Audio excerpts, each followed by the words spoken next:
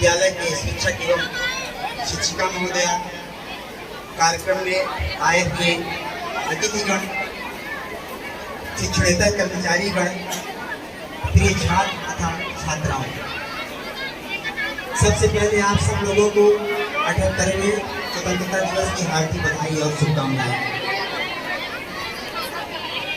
आज से 78 साल पहले हमारे देश को अंग्रेज छोड़कर चले गए, लेकिन फिर भी हम हर साल 15 अगस्त 26 जनवरी जैसे त्योहार बार बार यह त्योहार मनाने की जरूरत क्यों पड़ती है? इसलिए जरूरत पड़ती है कि इन त्योहारों पर हम अपने महापुरुषों को याद करें, हम अपने उन सभी महापुरुषों को याद करें, उन सभी महान आत्माओं को याद करें जिन्होंने हमारे देश को सुंदर बनाने में योगदान दिया, हमारे जीवन को सुंदर बनाने में योगदान दिया। हम याद करें भगवान बुद्ध को, हम याद करें संत कबीर को, बाबा तुलसी को, लोकमान्य तिलक को, स्वामी विवेकानंद को, महात्मा गांधी को, अशफाक उल्लाह खान को, सुभाष चंद्र बोस को, डॉक्टर APJ अब्दुल कलाम को, मुंशी प्रेमचंद को, हम सबको याद करने का आज का दिन है, जितने भी महापुरुष।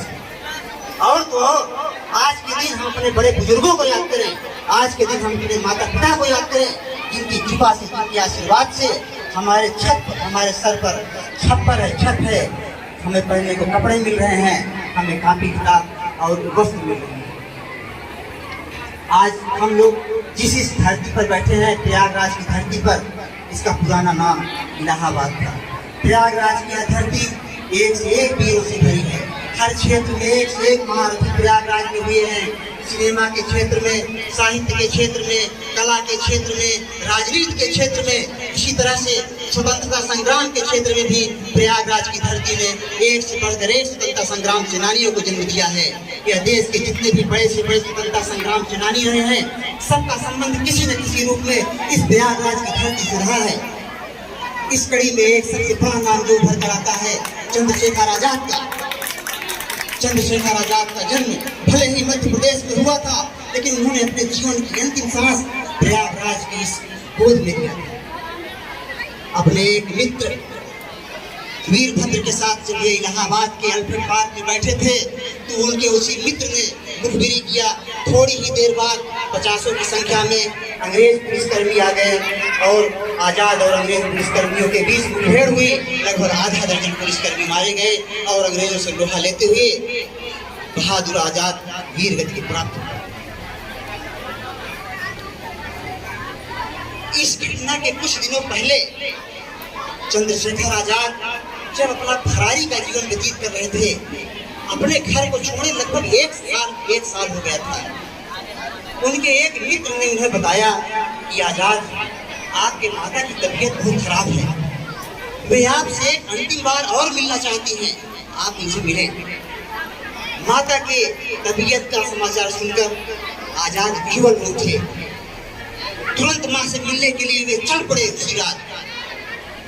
आधी रात के वक्त वे मां के दरवाजे के पास पहुंचे। दरवाजे की सकरी खटखटाई, अंदर से एक बूढ़ी आवाज आई, कौन? आजाद ने कहा कि मैं आपका बेटा चंदू। मां चंद्रशेखर आजाद को प्यार से चंदू कहकर बुलाया करती थी। मां ने तुरंत दरवाजा खोला, देखा तो उनका प्यारा बेटा 1 वर्ष बाद उनसे मिलने आया था। मां को देखकर, बेटे को देखकर मां की आंखों में झलझल आंसू गिर पड़े। मां ने कहा, बेटा तू भारत माता की सेवा में इतना लीन हो गया है कि अपनी इस जीवनदायिनी माता को भूल गया है। उसके बाद आजाद ने कहा कि मां अंदर भी ले चलोगी। मां बेटे अंदर जाते हैं। मां तुरंत संदूक से पेड़े निकालती है। मां को पता था कि उसके बेटे चंदू को पेड़े बहुत प्रिय हैं, इसलिए मां हमेशा पेड़े बनाकर रखती थी कि पता नहीं कब उसका बेटा आ जाए और कब उसको पेड़े देने पड़े।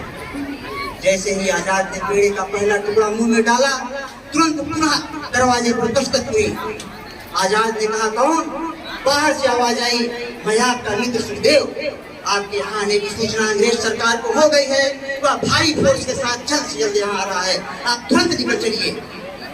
माँ ने आजाद ने माँ के पैर छुए और उसी अंधेरे में जिधर से आए थे उधर ओझल हो गए। जाते जाते उन्होंने दरवाजे की तरफ एक नजर डाला, देखा तो उनकी ममता मई माँ की आंखों से झरझर आंसू गिर रहे थे। आज माँ की आंखों पे बहते हुए यहाँ आंसू भी आजाद के हाथों की हथकड़ियां और पैरों की बेड़ियां नहीं बन सकी।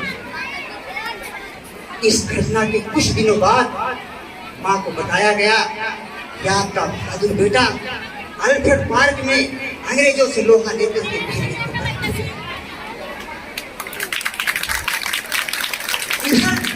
कुछ दिनों से बदरका गांव की इन गलियों में पता नहीं कहां से एक पागल बुढ़िया आ गई थी। वह दिन भर कुछ न कुछ पागल बुढ़िया बुदबुदाती थी, बड़बड़ाती थी। बच्चे जब उस बुढ़िया को ढेला मारते थे तो वह और तेज बड़बड़ाने लगती थी। कुछ लोगों ने सुनने का प्रयास किया कि यह बुढ़िया क्या बोल रही है, क्या बदबदा रही है, क्या बुदबुदा रही है। लोगों ने सुना उस बुढ़िया के मुंह से निकल रहा था कोर्ट, कचहरी, कलेक्टर, अंग्रेज, चंदू, पेड़े। आहा, यह तो चंद्रशेखर आजाद की जीवनदायिनी माँ थी जो अपने बेटे के मौत के गम को सुन नहीं सकी थी और सदा के लिए पागल हो गई थी। इन्हीं शब्दों के साथ मैं अपनी बातों को समाप्त